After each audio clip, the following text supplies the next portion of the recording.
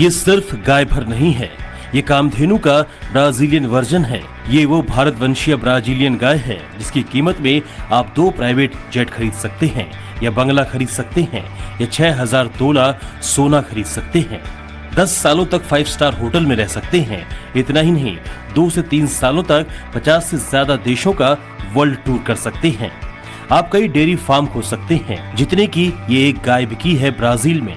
इसका नाम है वियाटीना 19, जो नेल्लोर नस्ल की है, जिसकी जड़ हिंदुस्तानी है।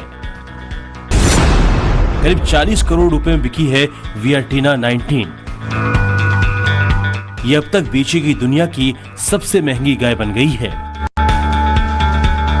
भारतीय नस्ल की ये गाय ब्राजील में जाकर कैसे विश्व विख्यात हो गई, जिस नस्ल की ये गाय है उसकी हिंदुस्तान में क्या स्थिति है, ये सब हम आपको बताएंगे। मगर उससे पहले ये जान लीजिए कि वियाटीना 19 की खासियत क्या है।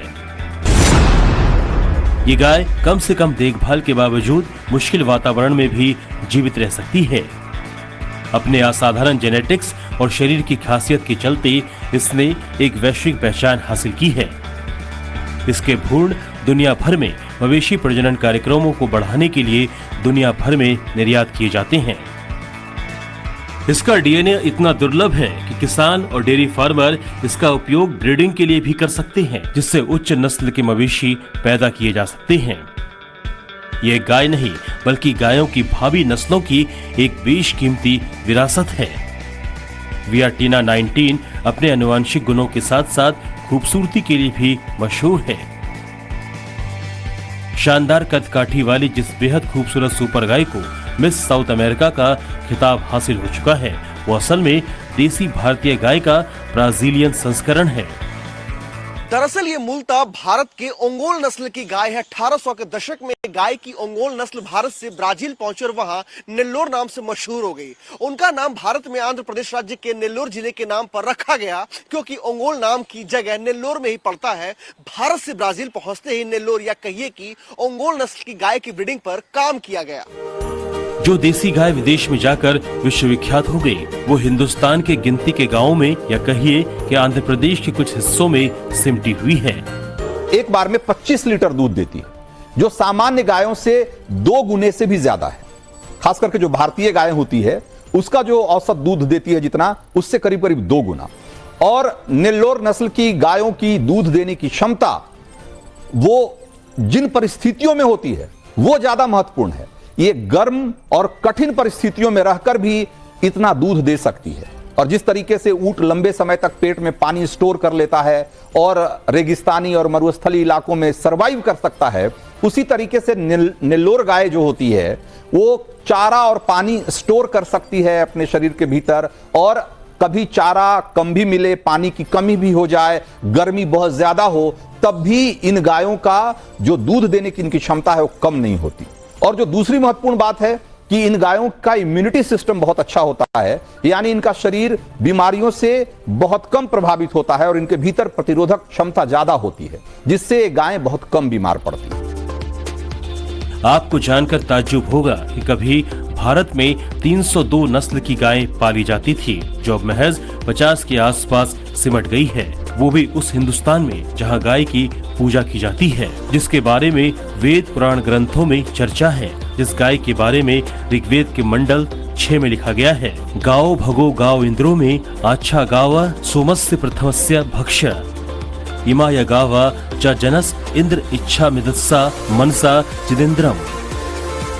जहाँ के मूल मंत्र में कहा जाता है कि गाय मुख्य धन हो, जहाँ मांगा जाता है कि इंद्र हमें गोधन प्रदान करे, और यज्ञों की प्रधान वस्तु सोमरस के साथ मिलकर ऋषिकों का दूध ही उनका नैवेद्य बने। जहाँ कहा जाता है कि जिसके पास ये गाय है वो तो एक प्रकार से इंद्र ही है। उसी भारत में धीरे धीरे गायों की तादाद घटती चली गई। इतना ज्यादा एग्रीकल्चर पे ध्यान अब नहीं दिया जाता जो पहले दिया जाता था। तो हम लोग भी, हमारे जो किसान लोग, वो भी सोचने लगे कि हम अपने जो भी हमारी ये ब्रीड्स हैं इनको एक्सपोर्ट करें, उससे इनकम उनकी बढ़ती है।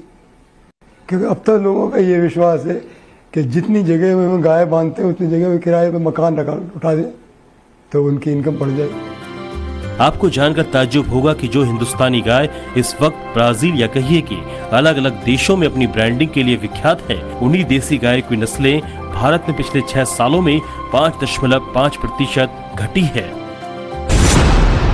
2013 में हुए 19वें पशुधन सर्वे में देश में 79% देसी नस्लें थी। 2019 के 20वें पशुधन सर्वे में देसी नस्ल की गाय 73.5% रह गई। जबकि जानकार बताते हैं कि देसी गाय में दूध की क्वालिटी कहीं बेहतर होती है। जो हमारे विदेशी नस्ल की गायें हैं, खासतौर से फ्रीजियन जर्सी, उससे हमारे देसी नस्ल के गायों का दूध बेहतर है। उसमें या तो उसकी क्वालिटी बेहतर है, फैट कंटेंट थोड़ा बेहतर है, एसएनएफ अच्छा है। बावजूद इसके देसी की जगह विदेशी गायें भरी हुई है। डेयरी फार्म या कहिए कि गोपालकों का फोकस विदेशी गायों पर ही कहीं ज्यादा है।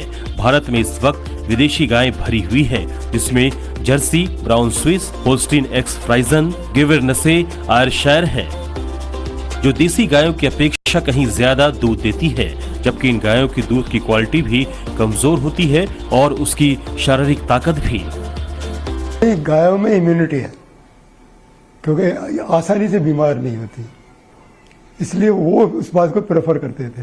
हमारी गाय में ये नहीं कहता कि ऐसी है कि जो दूध ही नहीं देती। हमारी 4-5 ब्रीड ऐसी हैं जो बहुत अच्छा दूध देती हैं। नॉट एग्जैक्टली कि आप हेस्टन फ्रीजियन जर्सी कह लें, अगर वो 30-35 किलो देती है तो ये हमारी जो गाय है ये भी 20-25 किलो देती है। विदेशी नस्ल की गायें जहां औसतन 30 लीटर से ज्यादा दूध देती हैं, जबकि भारतीय नस्ल की गायों में उसके आधे या उससे भी कम है। 2023-24 के आंकड़ों के मुताबिक देश में 239.3 मिलियन टन दूध की खपत है। जितनी खपत है उतनी मिलती नहीं।